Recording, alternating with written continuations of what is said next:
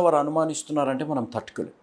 ఇంకా భయంకరమైనది ఏంటిదనగా మనల్ని మనం అనుమానించుకుంటే, అనగా మనం ఇది సాధించలేము, ఇది చెయ్యలేము, ఇదొక నేను వేస్ట్ని, ఇంకా నేను పనికిరాను, నేను బ్రతికేందుకు, నా ద్వారా ఉపయోగం ఎవరికి ఉంది ఎవరికి లేదు, నేను ఏది చేయలేను, నేను సాధించలేను, ఈ అప్పుల నుంచి నేను గట్టెక్కలేను, నాకు ఇంకా పెళ్ళి కాదు, నాకు ఇంకా సంతానం కాదు, నేను ఎంత ప్రార్థించినా నా భర్త భార్య మారట్లేదనే ఒక లో ఎస్టీమ్లో, ఒక లో కాన్ఫిడెన్స్లోకి ఈ అనుమానాలు మనల్ని తీసుకొని వెళ్తాయి, ఈ సందేహాలు మనల్ని తీసుకొని వెళ్తాయి అనేది మనం ఆలోచించాం.